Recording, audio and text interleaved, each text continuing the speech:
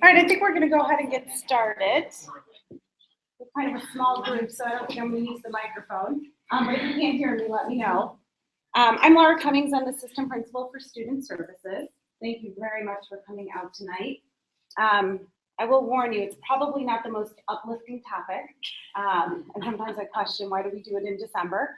But as many of you are starting to drive with your sons or daughters, it's going to be very relevant to things that they're experiencing within their sophomore year. So there's really two parts to the presentation tonight. The first part is we'll start talking about driving. Show of hands, how many of your kids are already driving? Excellent. How many have their license? Anyone have their license yet? Not yet. Okay. Come on. So just a little bit about myself. This is my 4th year here at Glenbrook South. I have 2 teenagers at home. I have a 15-year-old son who has his permit.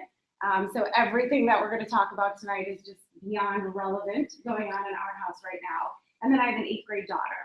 So after we talk about driving, the second part we're going to talk about is really growing pains versus painful growth. Because the reality is we all have teenagers and there's ups and downs and mood changes and crying and happiness and sadness, all within probably an hour.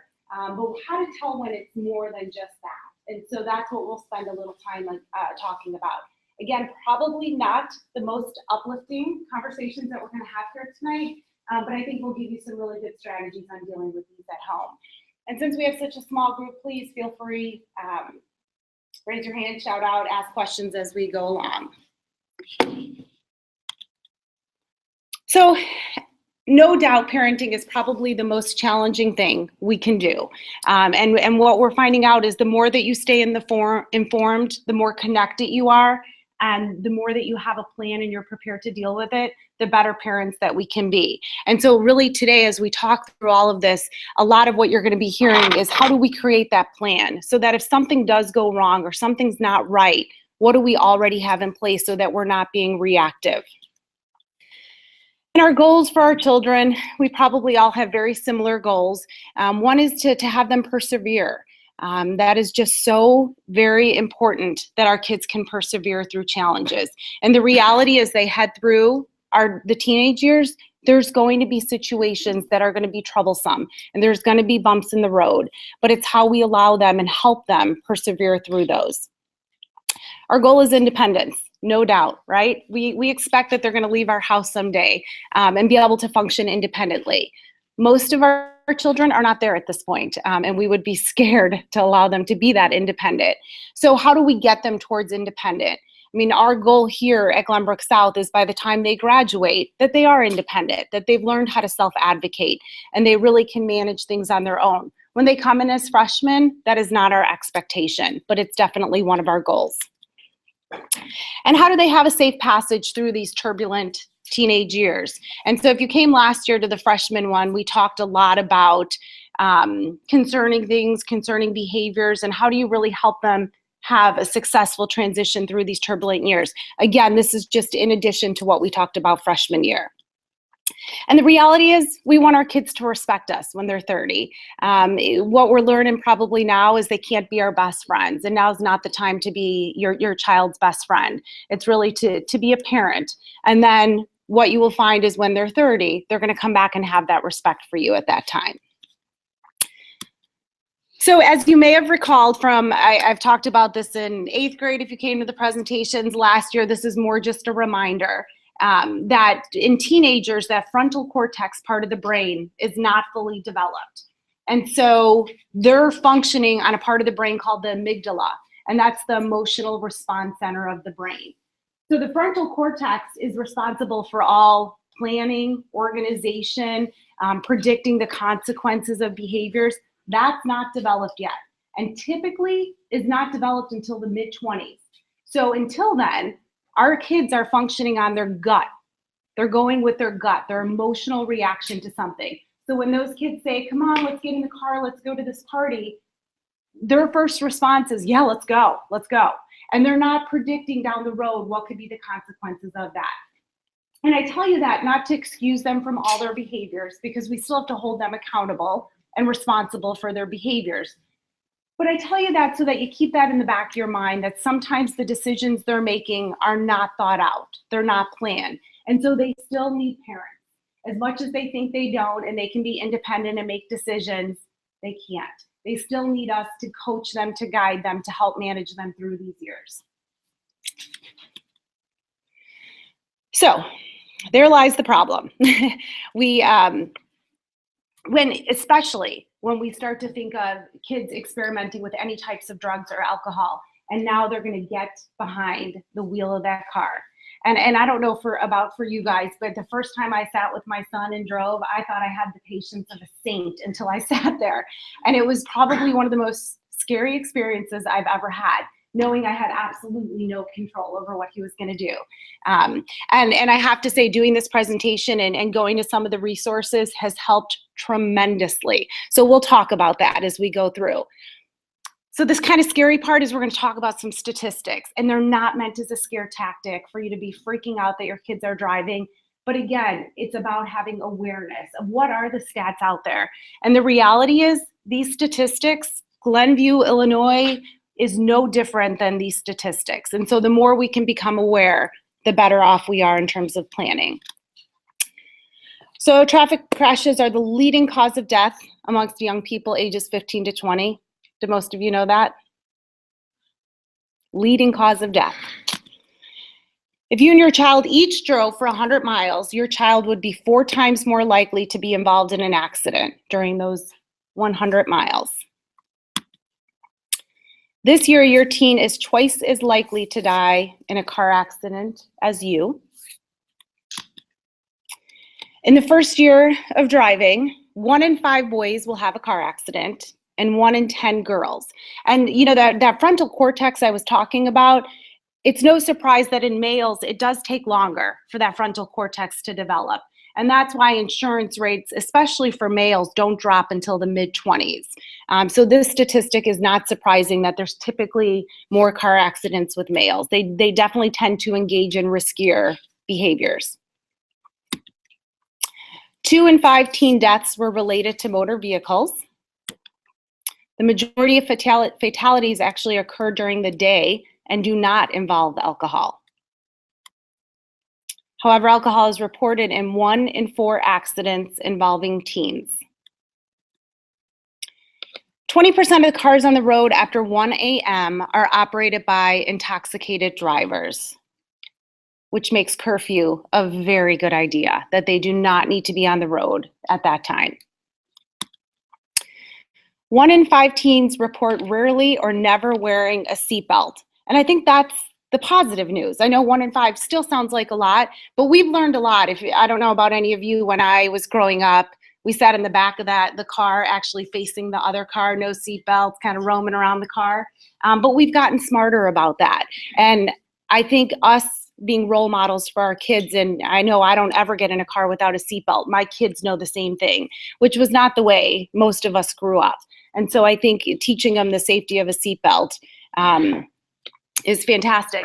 This is just one statistic. No seatbelt, 65% chance of a fatality. When you're wearing that seatbelt, that's cut almost in half for having that seatbelt. So we've become a lot smarter. So those boys, we said twice the incidence of accidents, more likely to speed, and less likely to wear seatbelts than females. So for sure, if you have a male, like my son, it's extra caution in terms of speeding and wearing seatbelts at all times. Over half of teenagers admit to texting or emailing when driving. And when we shared the statistics with our students this year, they thought that was low. That they felt like a majority of students were texting and emailing while driving. Yeah. Does that mean actually while driving or stopped at a red light? That's driving.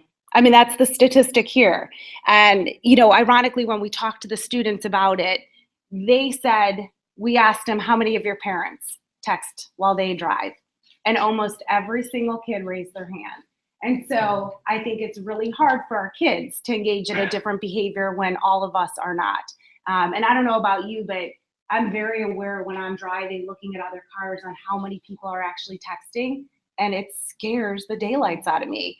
And that's really what I spend a lot of my time when I'm behind the wheel with my son, is teaching him how to be safe with all these other drivers. It's maybe not necessarily his driving that I'm as concerned about, but it's all the other people who aren't paying attention. And so this to us is a very scary statistic. And we've done lots of different campaigns. You'll see lots of signs in our parking lot about no texting. For some reason, this isn't checking in with kids right now. And that's really scary to us.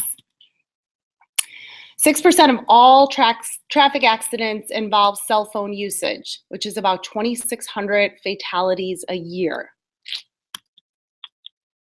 You are 4 times more likely to cause an accident when driving drunk or talking on a cell phone, but you are 8 times more likely to cause an accident when texting. Wow. So we talked to the students about distracted driving. If you're sending a text, you're taking your eyes off the road for about 4.6 seconds, which if you're driving at about 55 miles per hour, that's basically driving an entire length of a football field with your eyes closed. And imagine what can happen in that distance that you're driving with your eyes closed. And so we are constantly trying to get this message out to the students about texting. And definitely encourage all of you to be good role models with that too, because that's the way our students are going to learn this. I think when all of us learned to drive, we didn't have cell phones. So it was never this ongoing battle of wanting to have it or needing it, because it just wasn't an option. Now this is a huge distraction to our teens. So the reality is you can keep your head buried in the sand, but I'm not suggesting that. What I am suggesting is, and we're going to talk about some options, is to really become aware, become part of the plan, become informed, and really become an active participant in your teenagers driving. So most of you probably are familiar with the graduated driver's license program with the state. Okay, so I won't spend too much time. I do have a couple slides on it. You can go to their website. They have excellent information about the program. If your son or daughter hasn't got their permit yet, it has changed drastically over the last couple of years in terms of what's now required. So I'll just hit some of the highlights, but it's Cyber Drive Illinois if you want to check out the website. So some of the biggest things are the permit phase now requires a parent signature in order to obtain it. So you can always refuse if you want. That's your option. There are driving restrictions with that. I think one of the biggest things now is that permit has to be held for 9 months. Even if they turn 16 during that time, they can no longer get their license before 9 months. And the other big difference is the 50 hours of driving. Most of you probably have a log at home and your son or daughter diligently is writing every time they get home. Not. But they have to keep track of those 50 hours. And of those 50 hours, at least 10 hours have to be nighttime driving. And so that log has to be submitted before they can get their driver's license. The other big thing that's really changed is your passengers are limited to 1 in the car during this phase. To 1 in the front and the number of safety seats in the back. Sorry, you're actually limited once they get their license, but limited to 1 person in the front and however many seatbelts you have in the back seat. And if there's any moving violation, no matter if it's the day before the 9th month of having that permit, you're going to wait another 9 months to get your license if there's any moving violation during those 9 months. So extreme caution during those 9 months in terms of, turning right on red. Any of those moving violations would result in another 9-month delay. So once they finally turn 16 and they've had that permit now for 9 months, you as a parent still need to provide written consent for that student to get that license. So they cannot just go to the DMV on their own with their log and think they're going to get their license. There's still nighttime restrictions, and for the first 12 months of holding their license, they are limited to one person under the age of 20 unless the passenger is a sibling. And I know this has made a big difference on our block where I live because, you know, before it used to be one car kind of took all the kids to school.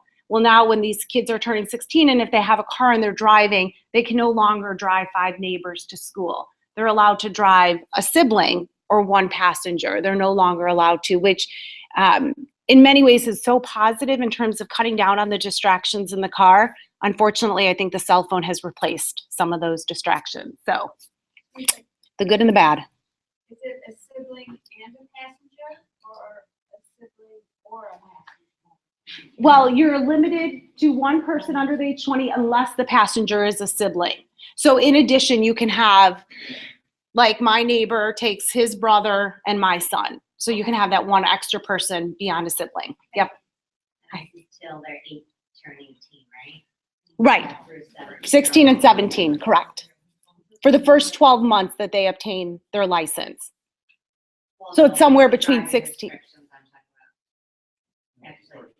First year. This is for the first 12 months after getting their license. Most kids, because of No, those aren't very. Okay. Gotcha. Excellent. And then the final phase, 18 to 20, cell phone use prohibited for drivers under the age of 19. Couple important things that you need to know about. You can view your teen under the age of 18, their driving record free through the Secretary of State website. So if you think your child got that ticket and you don't know about it, you can definitely get online and view it.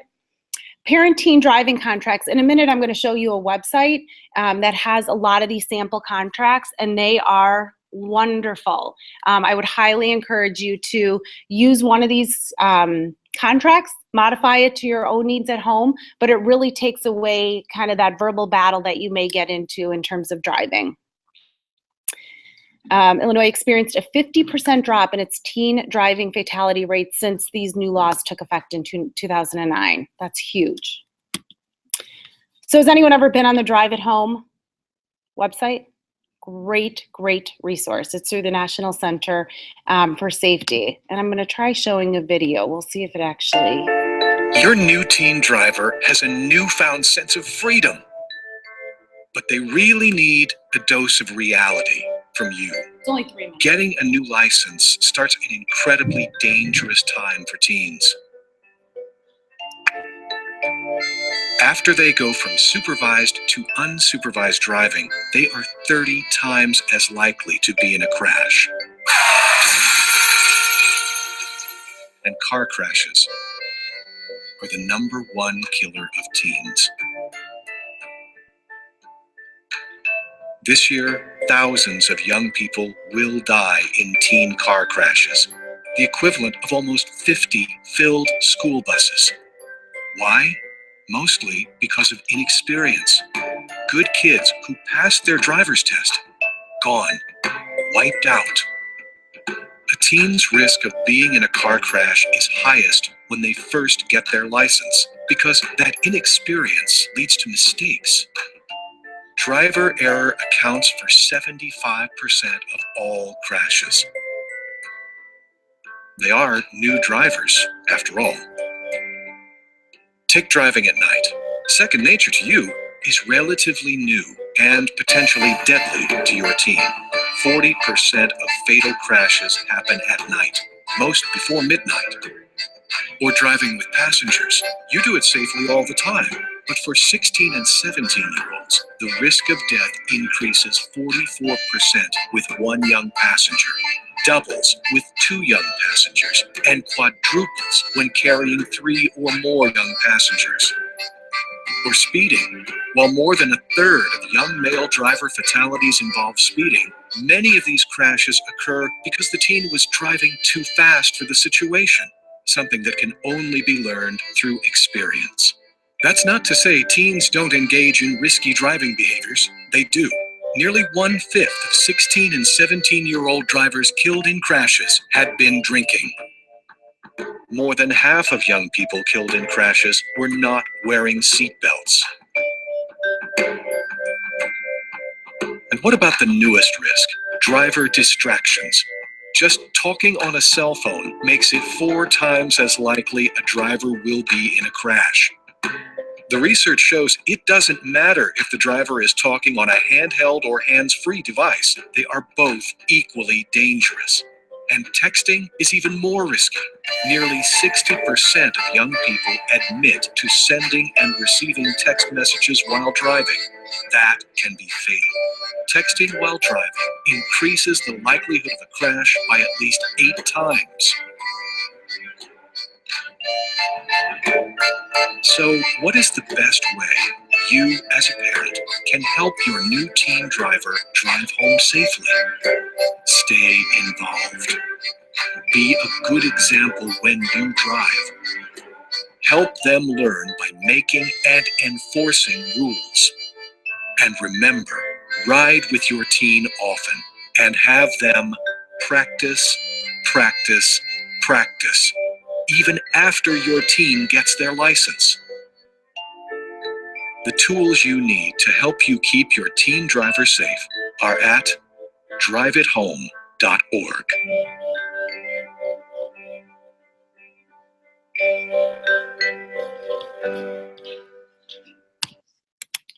Just one of the many videos found on the website. It's a great resource. They not only have sample contracts for you to make and kind of customize, they also have different driving plans, even after your child gets their license, of things that you could still be doing. They actually create different lesson plans of how do you even teach your child to drive. Yes, they're going to take driver's ed somewhere else, but what are some of those other things about being aware while they're driving? I think it's a fantastic resource and certainly encourage you to take a look at it. Like have a contract with the kid, whether they can drive or not. Well, it's similar. It's a contract in terms of what rules around the house that they need to abide with to be a safe driver. So that they're going to always wear their seatbelt and they're not going to drive with more than one passenger and different items it comes, and then you can customize it to add some of your own as well. It just kind of takes away some of those verbal battles that you may get in. It's a way to just set down the rules and expectations from the very beginning. So Cyber Illinois Drive Illinois also has numerous contracts on their website as well. It's becoming pretty popular to use. So take a look at it. Some new laws that went into effect. Obviously, we know cell phone. Although, my gosh, I still see a lot of cell phones out there. So there was the ban put in place in January, but there still are quite a few people not using hands-free devices. Kelsey's Law is a law about a 15-year-old who hit a young girl on the side of the road, and 3 days later, the 15-year-old went and got his license, and there was no way of denying issue of that license. Kelsey's Law now indicates that any person under 18 who has any unresolved traffic citations at that point will not be able to get their license. And then adult driver's ed, effective July, a person who did not take a driver's ed course in high school now must complete a 6-hour course before getting their license. Before, they used to just be able to go in and sit, for the test and get their license. Now they actually have to take a 6-hour course before they do that. So, your law and you hold the keys. So I think it's important when you're looking at, especially once they get their license, is graduated privileges and really using these 4 factors. So destination, you still get to control that in terms of how far you're going to let them drive, where you're comfortable letting them drive. That's something that you can still maintain control over. Passengers, the law helps with that. But even after that's over, you can still maintain that control of how many passengers you think it's appropriate and safe for your child to be driving with. And that goes for your child being the driver and your child also being the passenger in another car. The time of day and evening. So you may not feel real comfortable, driving in the evening, different weather conditions, raining, snowing.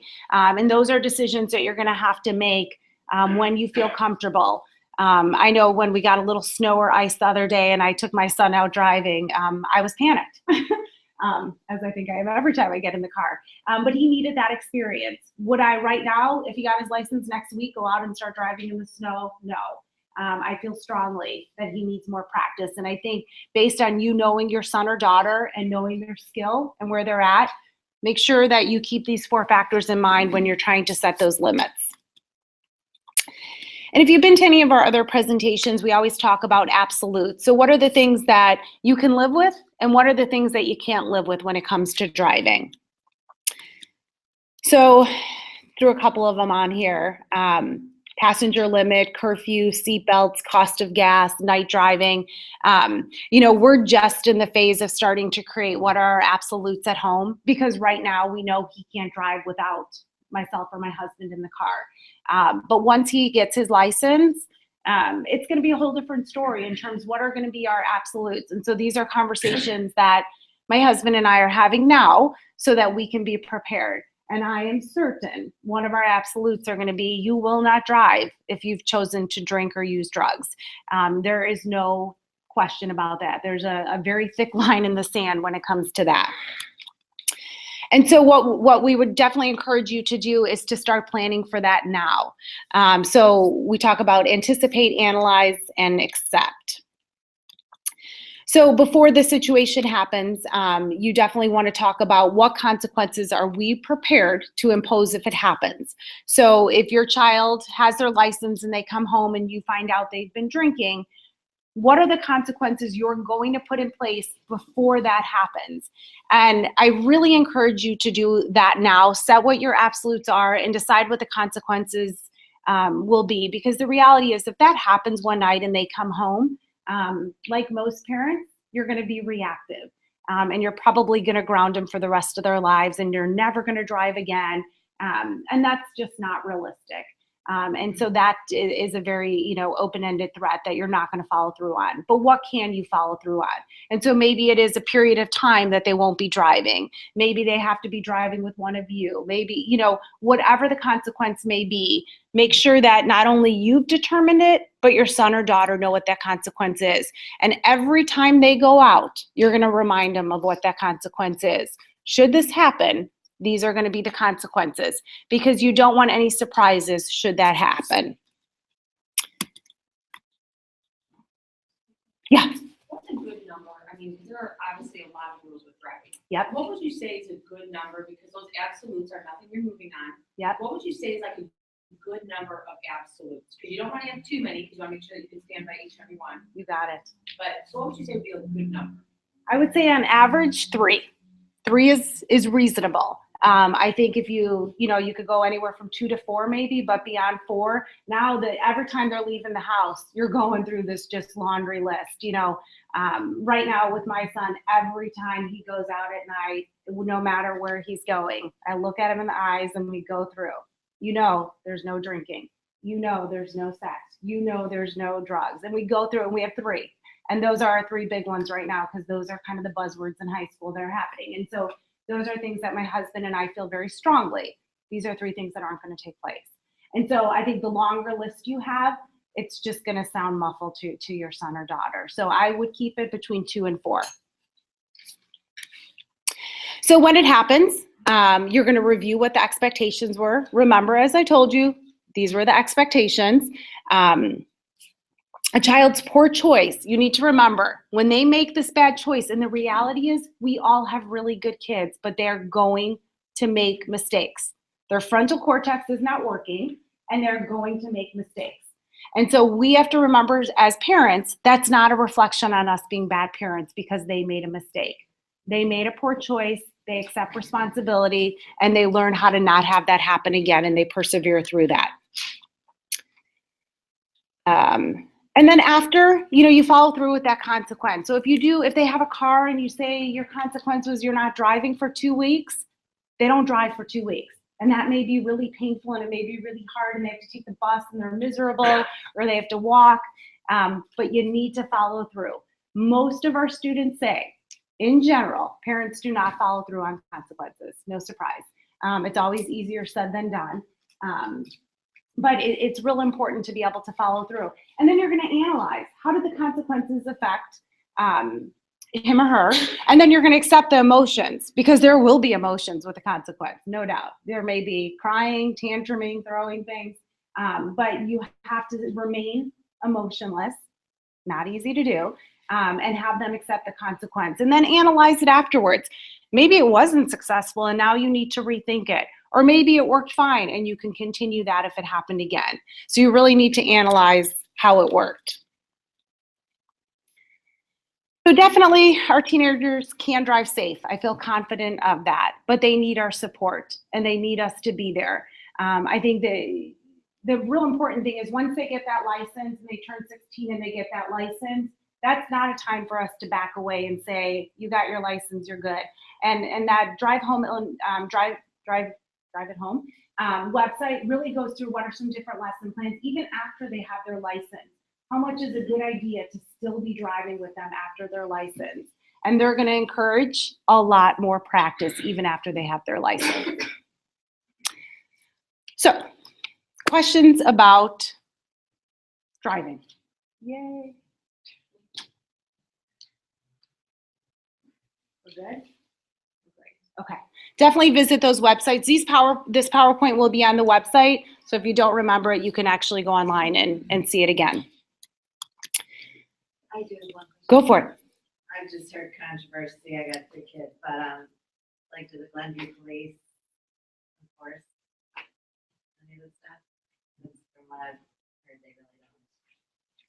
It's a great question. We have a school officer liaison here in our building, and based on what he tells us, it's reinforced and followed through on.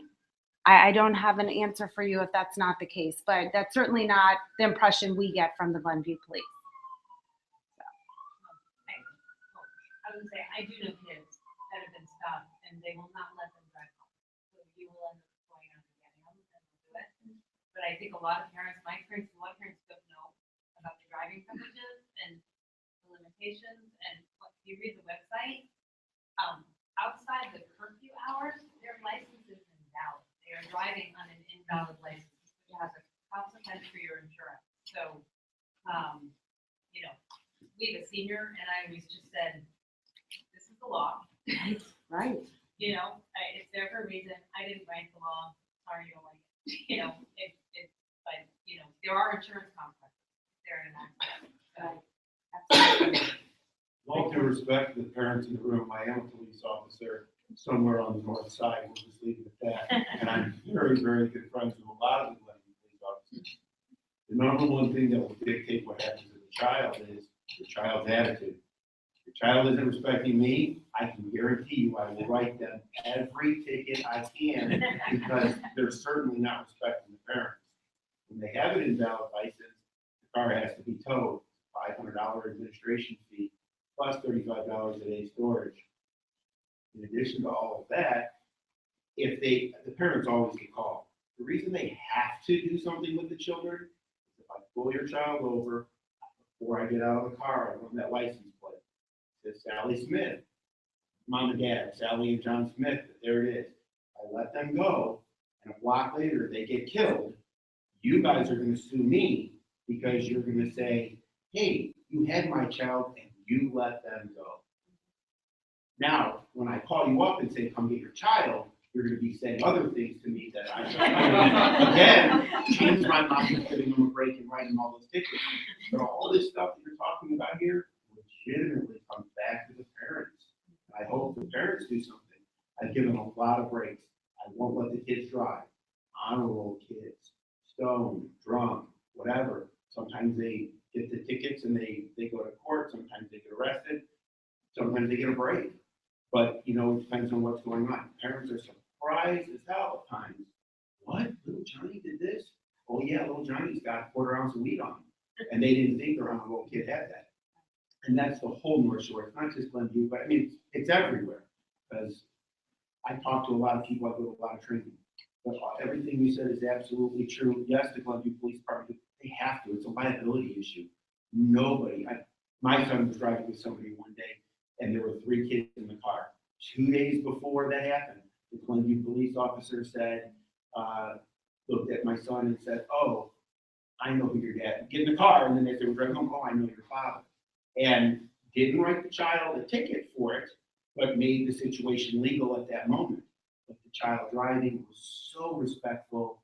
It was amazing. And there's a lot of I mean, most kids are really good, to be honest with you, so, but it all comes back to the parents. Everything you're looking at up here, all the texting and stuff, just like you said, it's the parents that are doing it. So, I mean, with all due respect to everybody in the room, it's up to us. Yeah. And I mean, I'm here today, and everybody here obviously cares. So, I mean, this is great. Great point, I appreciate it. Stay involved, highly encouraged, visit these websites, stay involved. It's the right thing to do. Sorry. Yeah, please. And I've heard that if there's more than one kid in the car, and there's still that restriction, that the other kids can also be ticketed. So you could be a passenger in a car with too many kids, and you can also get ticketed. I'm not familiar with that because the child in the car doesn't know what the person, it'd be like you not having a license. If I get in the car with you, you get pulled over. We don't know what's going on with that child, I won't tell my kids. but. You can make up whatever you want. Yeah, there's no law against lying. Right. Right. Let's stick with it. Thank you for that. Appreciate it. Okay, so now we're going to talk about, we're going to kind of switch topics a little, probably somewhat even sadder than the last topic.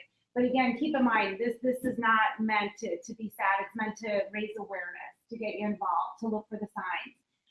Your son or daughter is going to be taking health at some point. Show of hands, how many are in health right now? Okay. So you probably got a letter from me saying we're doing a signs of suicide program. And our whole purpose on that is, and we'll talk about some of it tonight, is really to educate the students what to look for. It's not meant as a scare tactic of how many kids commit suicide, and it's really looking at what are the warning signs to be looking for, whether that's in your friend, a sibling, a parent, and what do you do when you see some red flags? And that's really what we're going to talk about here for the rest of the night, are what are those red flags, how do you notice them, and then what do you do about them when you see them? So we're going to take a little quiz, just what you wanted to do. Oops. So adolescent suicide is an increasing problem in the U.S. True or false? True. Excellent. While the rate of suicide in the general population has been generally stable since the 50s, adolescent rates have more than tripled. Most teenagers will reveal that they are suicidal.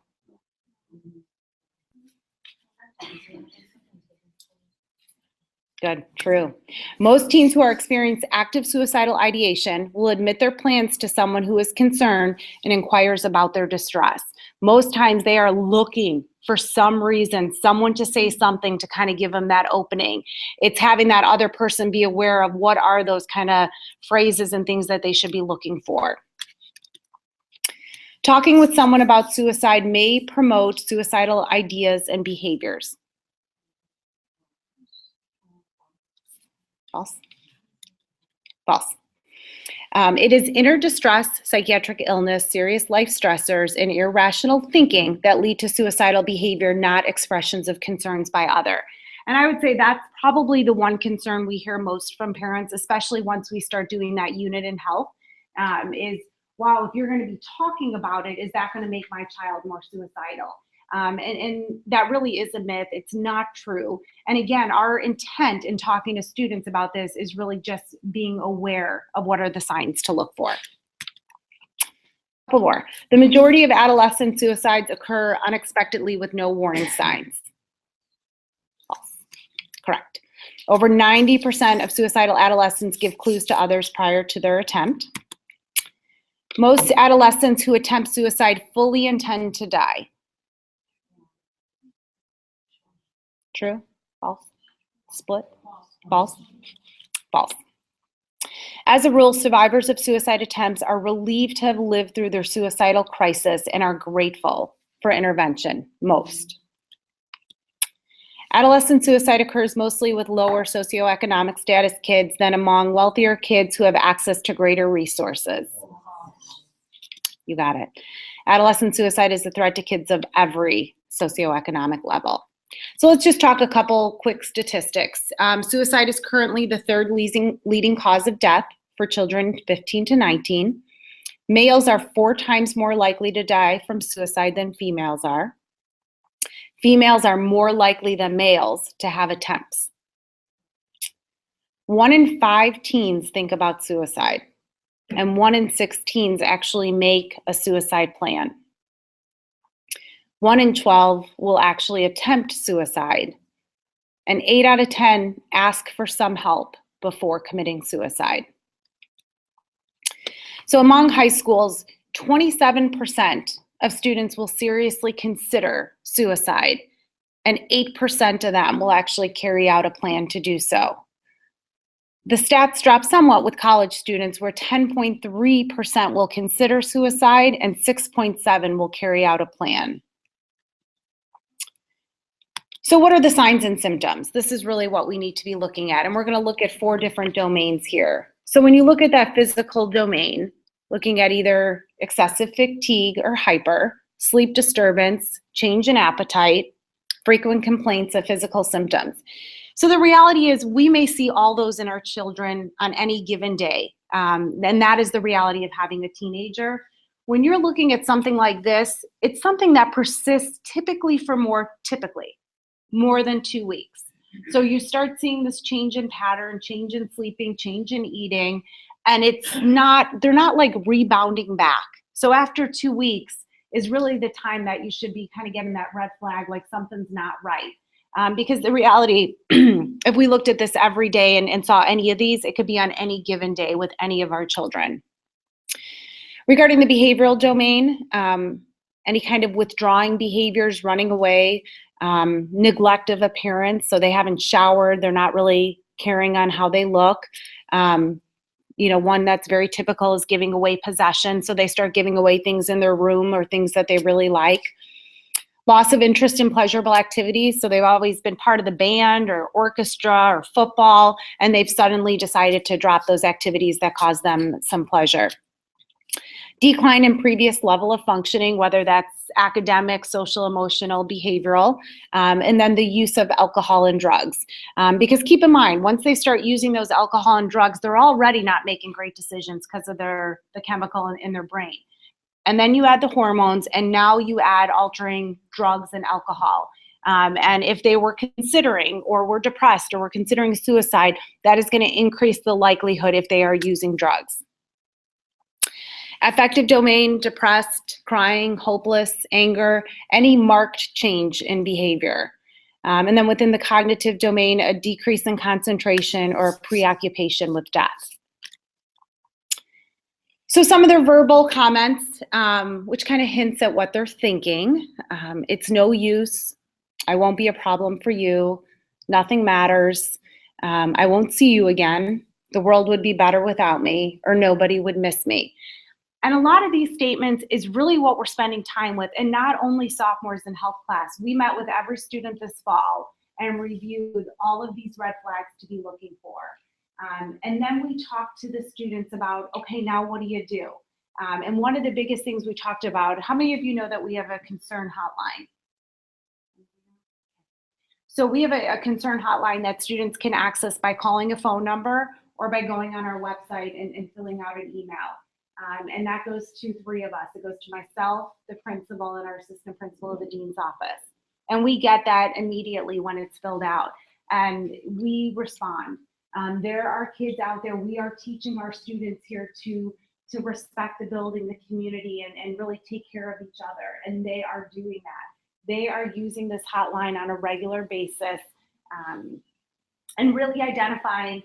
Kids typically are making comments like this on social media or texting. So typically it's a student who sees something up on Twitter, or they see something on Facebook, and they are truly taking snapshots of it and submitting it to the hotline saying, this is what my friend just posted, can you help them? And that's exactly what we're teaching them to do. Obviously, we're also talking to them, tell your parents. If they see something on social media, tell an adult, tell your parent, get that person some help. And they are students, we couldn't be more proud that they are looking out for each other and they're responding to comments made like that. So sometimes suicide is regarding a situational crisis. So it's a recent loss of a friend, a family member, a pet, possibly a breakup with a significant other. If your son or daughter have had any of those breakups, they think it's the worst thing in the world and things aren't going to get better. And typically 24, 48 hours, life's a little better.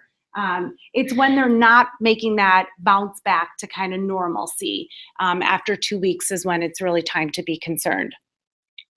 If there's an unplanned pregnancy, trouble with the law, school discipline, so something bad happened either with the police or here at school, if they've been a victim of any type of abuse or neglect, poverty, or any peer difficulties with bullying. So what are some contributing factors?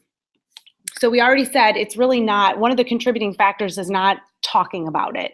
But some of the contributing factors are genetics, having a family history of suicide, and previous attempts. For every previous attempt, it raises the likelihood that that person will be successful by suicide by 4 times. Psychiatric issues in terms of bipolar disorder, depression, conduct disorder, personality is present in 95% of reported suicides, that there have been some psychiatric disorder that was taking place during that time. And then substance abuse is a large contributing factor as well. So what are some of the contributing events, precipitating events that may trigger a suicide attempt? Intolerable loss. Could even include peer isolation. So maybe they had this really well-established peer group and for whatever reason, something's gone wrong and they've been isolated. Prior to facing some severe consequence for conduct, after an extended use of drugs and alcohol, milestones, so anniversaries of a loss or historical event, any event that reinforces intolerable feelings, and consistent loss of control over aggression or anger. What's the perceived value? Why and when might a person actually consider suicide? Sometimes it's a reunion with another deceased person. Sometimes it is that attention. It's that cry out for help. And oftentimes when they're making that attempt or that plan, they want someone to intervene in that before it becomes an actual attempt. An expression of desperation or to champion an injustice, to eliminate something bad, to relieve pain, or to have some functional value. So what is our prevention? So I talked a little bit about our sophomore health classes, where they actually go through a curriculum. It's called Signs of Suicide. It's part of Alyssa's mission. If you haven't heard of it, you can definitely Google it. Most of the local high schools are using Alyssa's mission, as well as many of our middle schools. Alyssa was a student at New Trier who committed suicide. And one of her best friends helped to develop this campaign, which really the whole intent is to raise awareness for our kids in terms of what are these red flags to look at. And so we use that curriculum here, and we also use the signs of suicide screening. And so your child, when they're in health class, more than likely took that screening. And again, that screening is a snapshot of that one day. And so that's nothing we can rely on to tell us, but it's looking at all those other warning flags and red flags and warning signs to see if there's something going on. And it is hard because our kids are hormonal and they're experiencing lots of turbulence all the time. These concerns are long lasting and they're not going away after 2 weeks. That's really when it's time to reach out. And so here in our building, we have what we call student support teams. So your child's guidance counselor, every guidance counselor here is paired up with a psychologist, a social worker, and a dean. And they meet on a weekly basis, minimally once a week, to review and problem solve students. So they constantly are reviewing all grades of every student on their caseload. They're reviewing attendance and discipline. They're contacting teachers. You know, if a teacher contacts us, they're seeing your child on a regular basis and saying, gosh, I'm really concerned about Billy. He seemed really sad lately. You're going to get that phone call, and we're going to share that information with you. Typically, our teachers may see that before our guidance counselors just because they're seeing your students on a more regular basis. But we'll definitely bring you into that concern if that hits our radar. It's about being vigilant. Our student assistance team referrals. We also have a student assistant team, and we have liaisons in all the different departments. And so it's within English, we have a staff member there who's part of our student assistance team, so that if the teachers have concerns, that's kind of their point of contact. And then we bring it down to the student services and get parents involved in that. And we think it's really important to educate our staff, students, parents, and community. We meet with our staff every year to review, very similar to what I did tonight. We review all the red flags with our teachers. We review what they should be looking for. They have my cell phone number. They have Dr. Wesley's cell phone number. Because oftentimes, a lot of what we hear about this is when an English teacher is at home at night grading papers and they read that paper that's concerning or that's a suicide plan. And they are immediately trained to call one of us, and one of either myself or Brian will be calling the parent or guardian that night to share the concerns. So we are training our entire staff, our teachers, our instructional assistants, all of our secretaries have gone through that training so that we all know what are those signs to look for. And like I said, the students, they're getting that curriculum not only in the health classes, but during rights and responsibilities at the beginning of the year, and then also within their sophomore advocacy program. So resources, these will be on the website as well. There are lots of local resources that we use on a regular basis. There are also other hotlines out there that students can reach out to. We definitely encourage them to use our Titan Concern line, but there are other suicide hotlines out there as well. So maintain perspective. There's a huge difference between intolerable feelings and disappointment, embarrassment, and sadness. And I think the greatest thing we can teach our kids is how to persevere through that. So our goal is to keep our kids safe. And that's our goal here at Glenbrook South, and we recognize that that's your goal too. And so anytime we can be a resource to you, please don't hesitate to call. Please remember too that if you call our guidance counselors, our social workers, our psychologists, that's confidential. That call is kept confidential. There aren't going to be consequences if you call and ask for help and ask for resources. There's nothing put in your child's temporary or permanent file. We are here as a resource to support you. That uplifting topic. Can you give us the hotline phone number for here? Sure. It is 847-486-4949.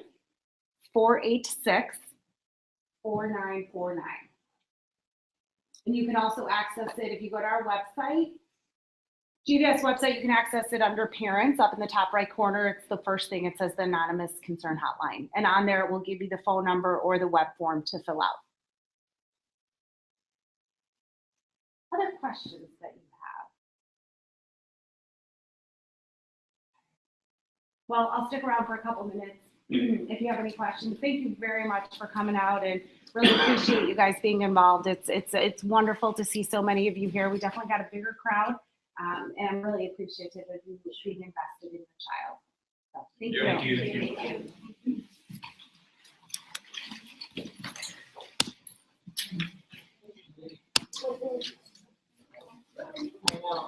Destiny's dad.